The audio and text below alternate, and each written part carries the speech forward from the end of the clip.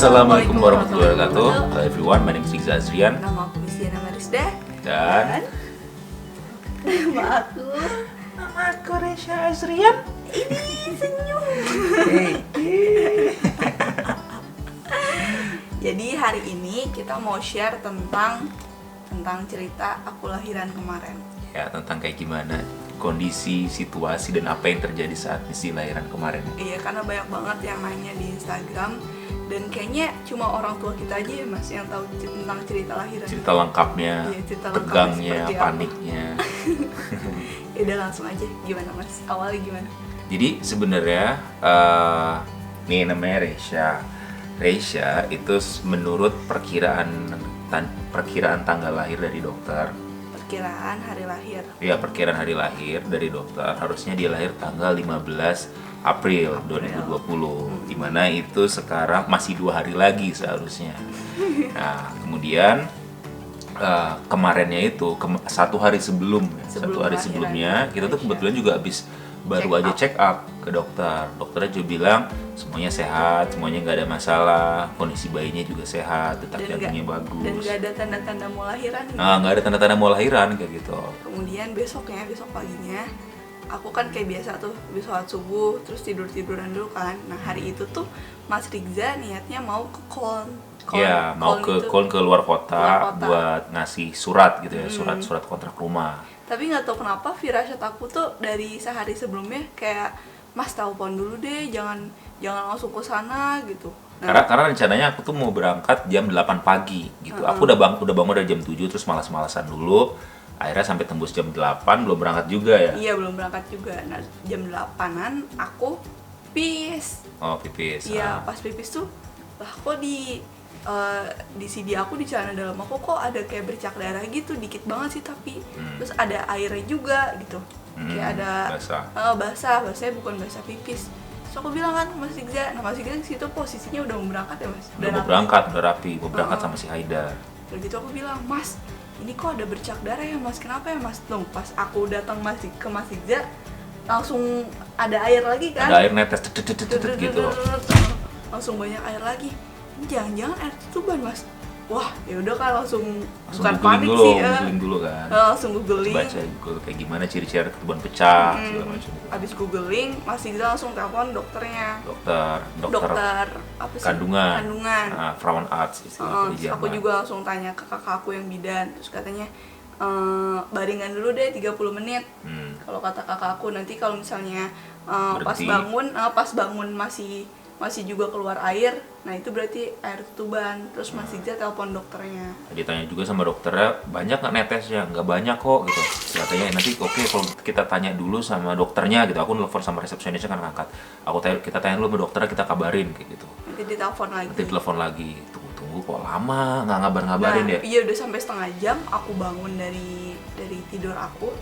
Tiba-tiba air kan langsung banyak banget. Pas bangun tiba-tiba terus gitu. Wih, apaan ini? Wah, udah langsung telepon enggak langsung telepon up, kita ini dulu kan, prepare dulu, kita nyusun barang-barang dulu. Iya. Karena kita nggak ada preparation sama sekali, nggak tahu bakal di hari itu gitu loh. Jadi misi siap-siap langsung masukin barang-barang baju-bajunya Resya ke dalam koper. Sedangkan baju-baju Resya itu udah ada di kamarnya Haidar. Karena kita lagi proses pindahan, itu benar-benar nggak tahu apa yang bakal terjadi di hari itu. Kita lagi tengah-tengah pindahan, aku lagi ngurus surat kontrak rumah.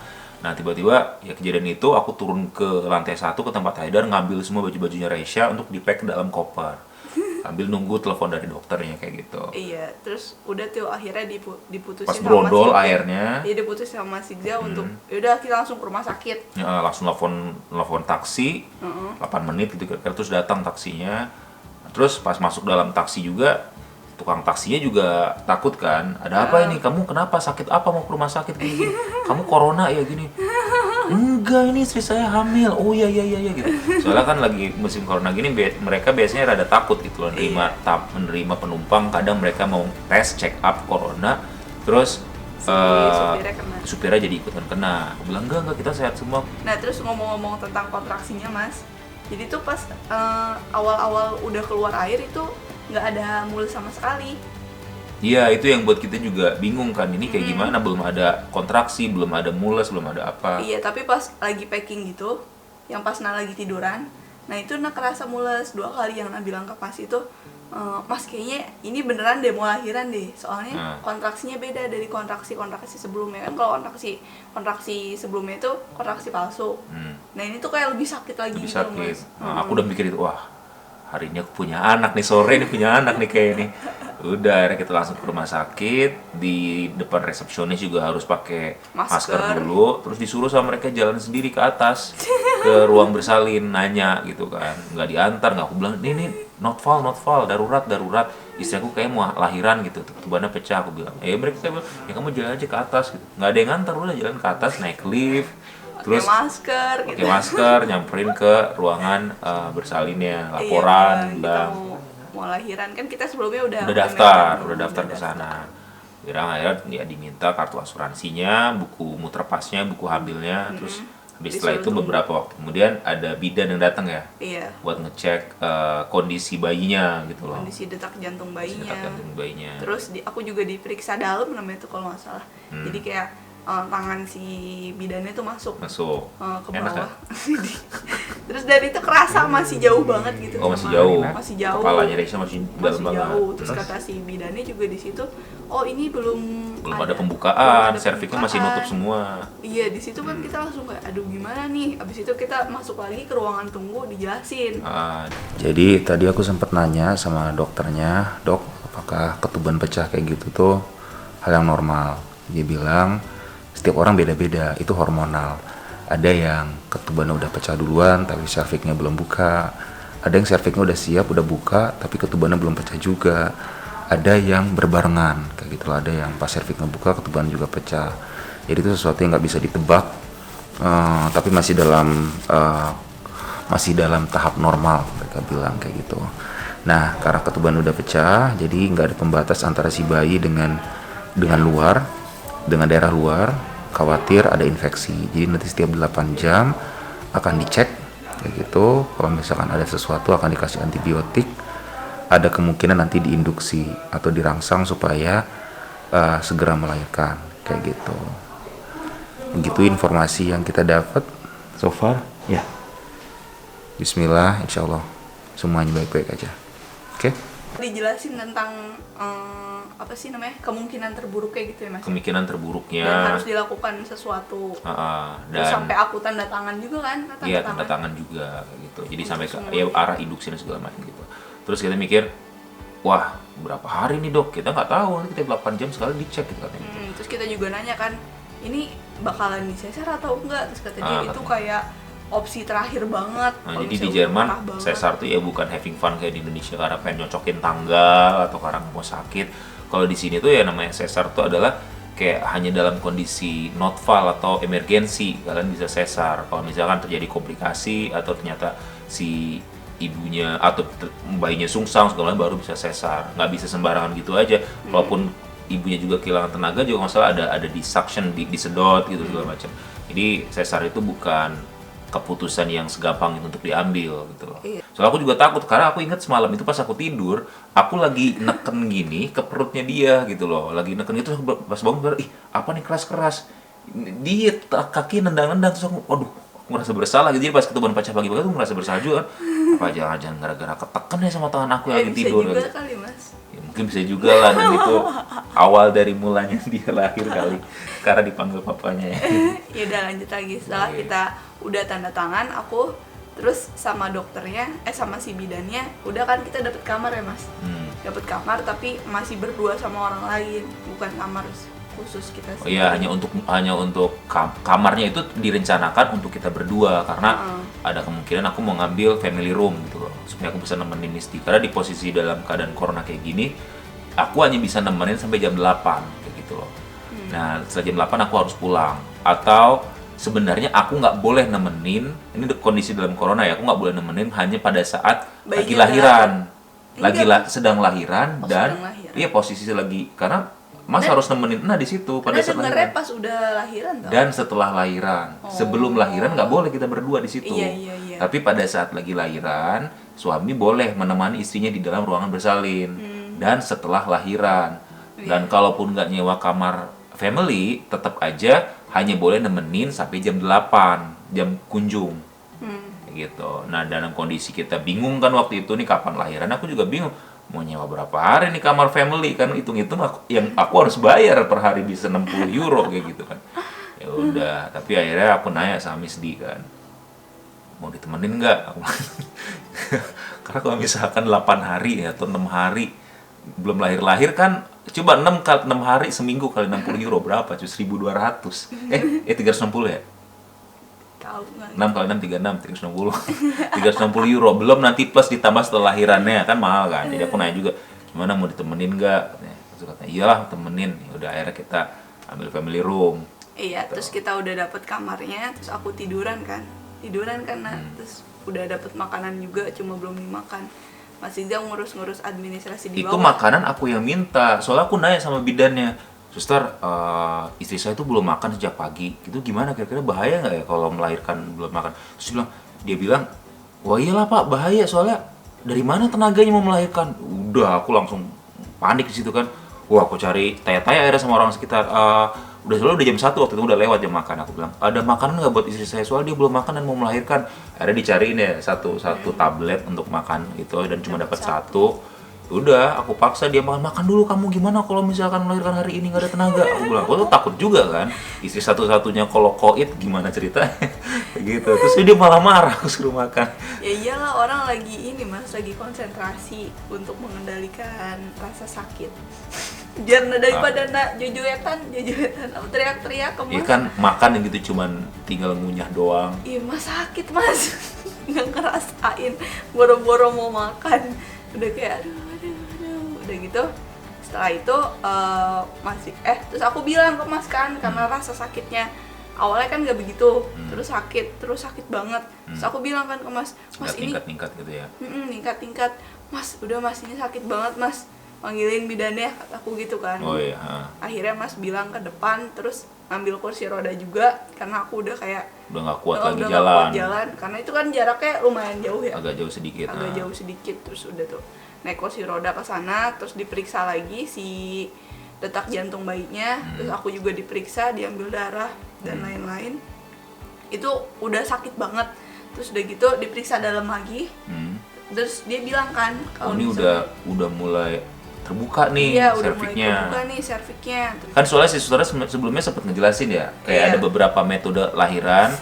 Yang pertama itu lahiran normal, yang normal benar-benar full normal, jadi sakitnya segala macam itu bakal kerasa. Yang kedua lahiran normal tapi nggak kerasa sakit sama sekali, cuman kamu masih bisa ngeden gitu, kamu masih bisa jalan, masih bisa ngeden, kerasa tekanannya tapi nggak kerasa sakitnya, jadi hilang nyerinya. Dan yang ketiga itu adalah di sesar kan kayak gitu, yang dioperasi kayak gitu. Nah yang cara kedua itu kayak ditusuk jarum bius di daerah belakang tulang punggung belakang kayak gitu loh. Jadi kayak itu tuh sistem cara pembiusan sama halnya seperti sesar, cuman kadarnya dikurangi gitu kan. Jadi Miss dia masih bisa jalan dan masih bisa ngeden gitu loh. Kalau sesar kadarnya itu dosisnya lebih tinggi lagi, jadi benar-benar kayak full total ke bawah habis, nggak kerasa apa-apa gitu.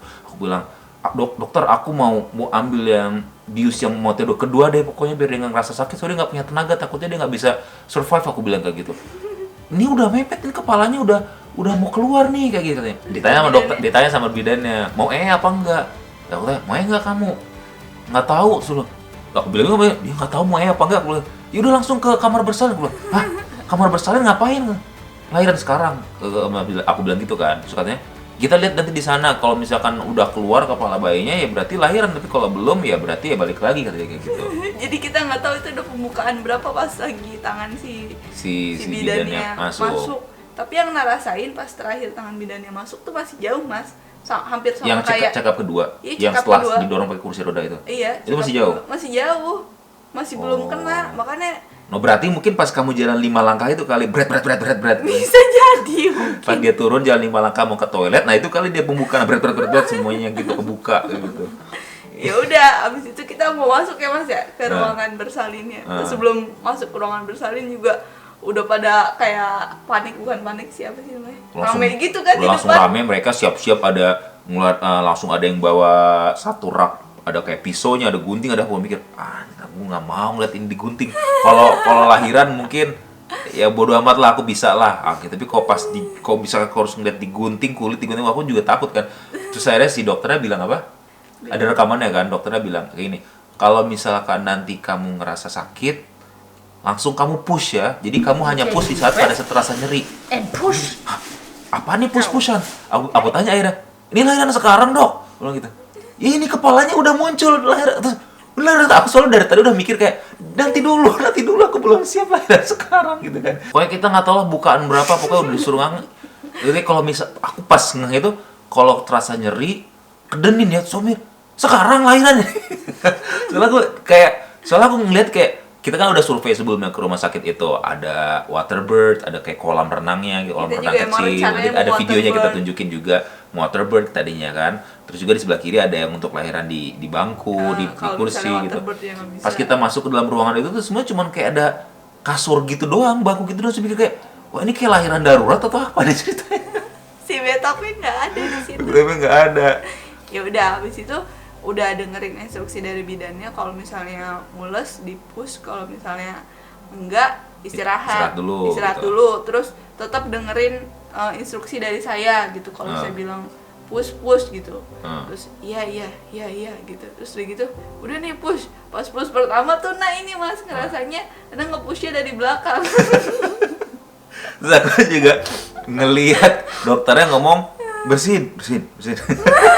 Aku lihat, wah berak dia.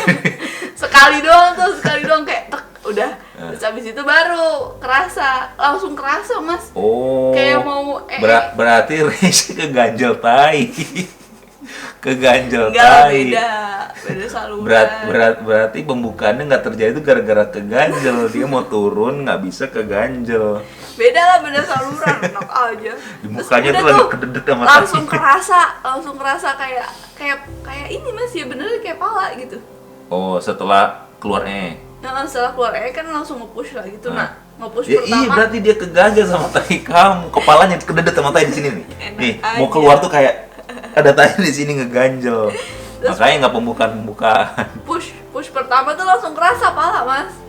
Makanya kan cepet kan nge-pushnya. Aku nge-push mungkin cuma 4 kali ya mas. 4 atau 3 kali. 3 lah, kalau nggak salah 3. Yang pertama nge-push set. Aku juga ngeliat muka dia kan, ada tenaga nggak nih bocah gitu kan. Ternyata pas kata, ada rekaman video ini. Jadi pas kata si susternya, ya tadi yang udah aku ceritain, kalau nyeri terus gitu, terus langsung mata dia berubah, mata dia berubah langsung kayak serius gitu, kayak gitu. Terus aku mikir, wah ada nih bisa nih kayak, soalnya kayak dia kelihatan lemah gitu ya pada saat timingnya. Ternyata kelihatan, wah ada tenaga, aku percaya diri kan, aku pegangin tangan, bisa nak punya anak kita hari ini. Oke, ingat semua latihan kita, obrolan kita, ayo tos dulu, aku bilang tos dulu. Bisa, ya mas bisa. Terus langsung, gitu.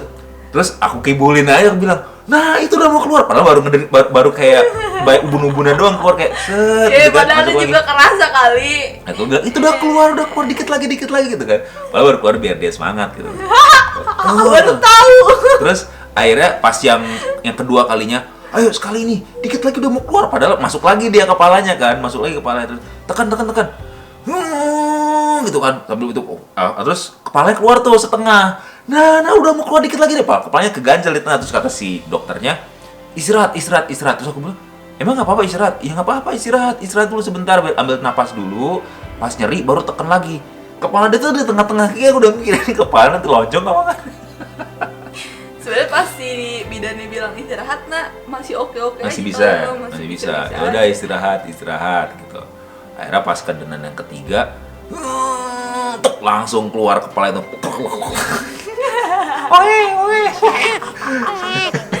Jadi kan banyak yang nanya juga tuh pas di Instagram, nanti kita bacain. Jadi setelah keluar langsung sama si bidannya atau dokternya, nggak tahu siapa, pakai masker semua itu, ditarik dan dalam posisi si tali pusar masih nyambung kayak gitu, langsung dibawa, dikeliling, langsung ditempelin ke perut ibunya kayak gitu, langsung nenen ke dadanya. Karena kata mereka ya kan bayinya itu selama 9 bulan ada di dalam kandungan, ngerasa kayak dirangkul, dipeluk, sebadan gitu.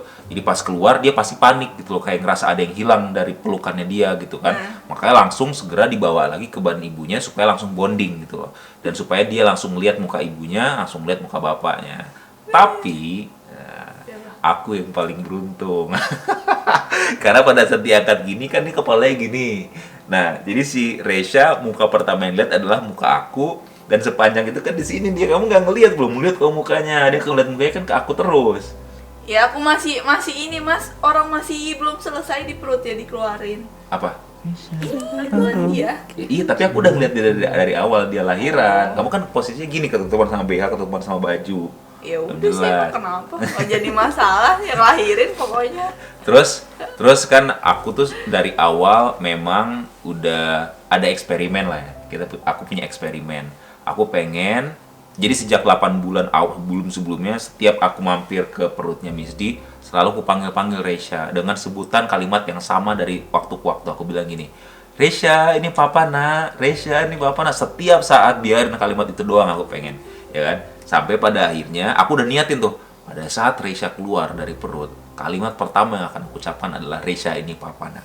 Aku pengen ngebuktiin apa dampaknya. Jadi pas dia keluar lagi langsung aku teriakin, Resya ini papa nak. Diem dia. Diem, terus matanya langsung buka, nyari gitu. Habis itu baru nangis lagi kayak gitu. Terus dia di dada mamanya, di dada ibundanya, terus nangis. Terus aku bilang, Resya ini papa nak. Terus dia diem lagi, nyari lagi karena dia kenal kayak gitu sama suara itu gitu, dan aku paling beruntung. Halo.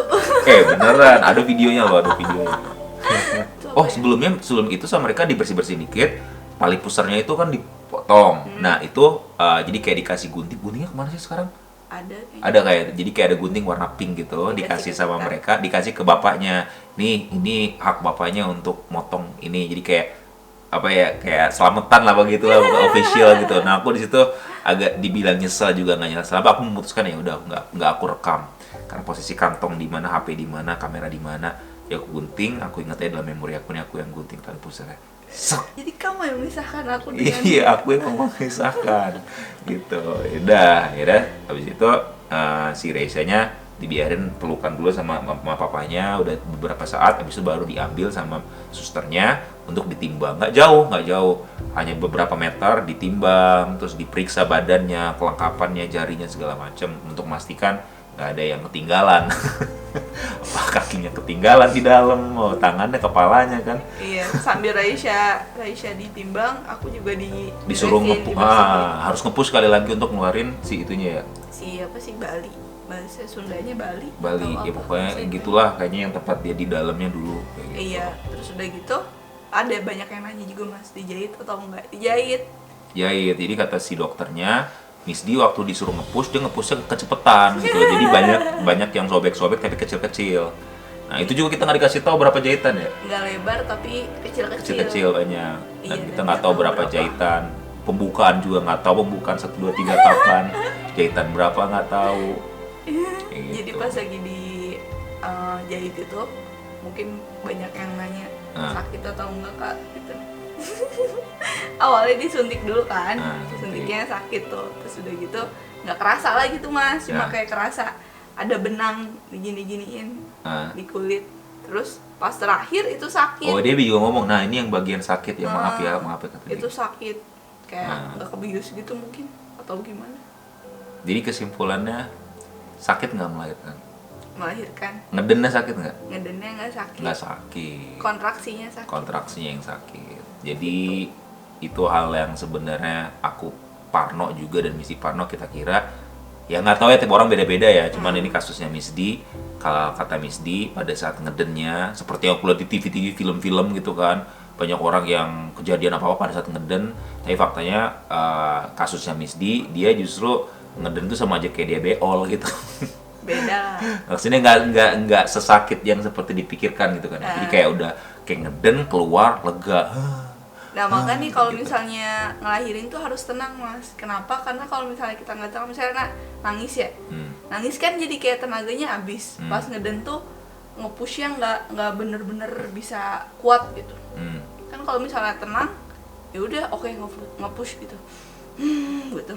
Atur nafas sendiri. Jadi itu semuanya balik-balik di sini, gimana kalian bisa mengontrol pikiran kalian, karena itu ya permainan pikiran sih. Kalau semakin kalian takut, semakin kalian kayak gimana, udah pasti tenaga kalian akan berkurang, kalian akan lemes, takut kayak gitu kan, power nggak ada kayak gitu.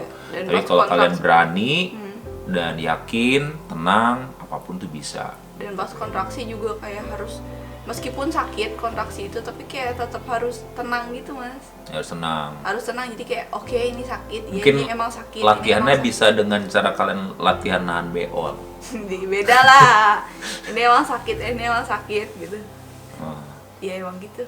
Jadi kayak udah oke, ini emang sakit gitu, tahan.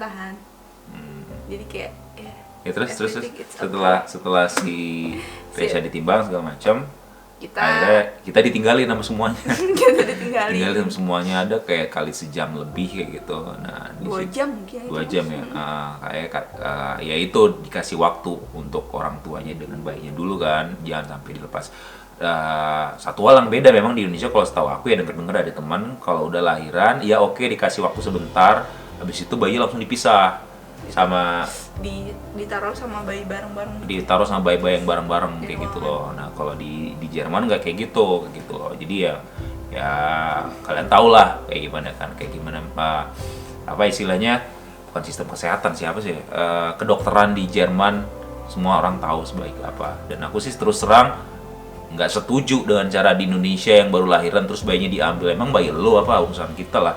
Jadi dikasih, dan kata mereka itu memang haknya si bayi untuk selalu bersama orang tuanya, apalagi di saat baru lahir, supaya terjadi bonding kayak gitu. Nah itu dari sisi psikologi gitu lah. Jadi banyak aspek, nggak langsung dipisah gitu aja. Udah akhirnya pada saat setelah kita ditinggalin beberapa jam itu, kita gunakan waktu itu untuk syuting, untuk foto-foto, dan juga yang pertama sebelum yang itu semua aku ngazanin Resya di situ. Aku ngazanin dan komatin. Seperti itu. Jadi ya aku mungkin bisa kasih saran buat dokter atau suster atau bidan di Indonesia rumah sakit. Saran aku sih kalau baru lahiran jangan dipisah dari orang tua, karena aku sendiri tahu rasanya baru lahiran, baru melihat anak terus dipisah, mungkin aku bakal emosi banget kayak gitu loh. Ya nggak langsung juga mas. Iya, tapi kan ya itu aja pas dibuka AOK aku udah langsung benci banget dipisah sama Resya. Kayak gitu kan. Yang udah setelah itu setelah kamar kita udah selesai, karena kan kita juga nunggu kamar untuk nginep ya kan mas ya. Lagi dirapihin, udah selesai, udah deh kita nginep di sana. Kita bertiga, itu bener-bener si Resya nggak dibawa kemana-mana sama kita. Iya, benar-benar dikasihin ke kita, dan kita disodorin surat lah bahwa pernyataan bahwa 1x24 jam bayinya itu ada di tangan orang tuanya gitu loh. Jadi kayak mereka nggak bertanggung jawab kalau ada apa-apa, ya betul kalian yang ngurus, tapi kalau butuh bantuan of course mereka bakal bantu gitu loh. Mereka juga setiap berapa menit sekali ngecek gitu, tapi kan tanda bukti bahwa bayinya itu di tangan kita selama 1x24 jam. Gitu. Jadi kita langsung belajar ganti popok gitu kan, ganti baju gitu. Dan kalau di Jerman itu bayi baru lahir si pusernya belum copot, itu nggak dimandiin. Kita sempat nanya ini kapan dimandiin ya, terus mereka bilang kayak jangan dimandiin sampai pusernya copot biar cepet kering kayak gitu loh. Udah berarti Resya berapa hari itu, ada seminggu lebih nggak mandi badan itu sampai bau darah gitu, aku cium bau darah aku. Ih, bau darah badannya. Dilap tapi tiap hari iya. Kayak hangat. Kayak gitu. Udah. Alhamdulillah. Udah. Habis. Semua pertanyaan sudah kita jawab. Dan kita masih punya video yang part 2-nya. Karena part 2 itu hal yang paling menegangkan setelah Resya lahir, ada sesuatu yang terjadi dan itu sangat menyakitkan buat aku dan Misty. Itu semua sudah berlalu, tapi itu hal yang sangat kita kesel banget. Nanti kita share buat kalian semua apa yang terjadi. Jadi pantengin terus sharing-sharing kita tentang kelahiran Resya. Nanti banyak juga video-video yang lain tentang kehamilan atau gimana cara ganti popok kali, atau cara nandangin bayi atau gimana, banyak lah pokoknya. Nanti Misty yang bakal ini. Yang part 2 ini ya sambungan cerita yang cukup sedih gitu. Jadi kalian stay tune. Sedih. Harus jangan lupa like, comment, dan subscribe. Dah, dari kita itu dan dulu. Follow Resya Azrian. Iya, follow Resya Azrian. Fotonya baru 4. Dia Tapi fotonya baru followersnya 4. udah 300 berapa dia? Dia follow-nya 5, follower udah 350. Si Hey. bocah udah ada yang seneng aja teman-temannya. Udah banyak teman dia baru lahir. Oke lah. Tante semua. Kalau gitu, yaudah deh sini Resya diangkat dulu nih dikit sebelum kita tutup. Biar Jangan ikutan nanti aja. bangun. Tinggal nenen lagi, mabok susu dia tidur lah. Ya bajunya lagi baju itu. Sayang palanya. Nah, ini dia nih. Mas bangun tuh kan mas. Apa? Jangan Itu digituin dia. mas. Dia bangun. Dia bangun. Jangan bangun. Oke, kalau gitu semuanya kita pamit. Wabillahi taufiq wal hidayah. Wassalamualaikum warahmatullahi. Gak apa-apa udah. Dadah dulu, dadah Resya, dadah. Tapi kalau wassalamualaikum warahmatullahi wabarakatuh. Dadah semuanya dari Resya, dadah. Dadah dong, kamu belum salam. Dadah. Dadah PPTV. Udah tidur. Dari pelajar untuk pelajar. Dadah. Iya. Dadah. So good.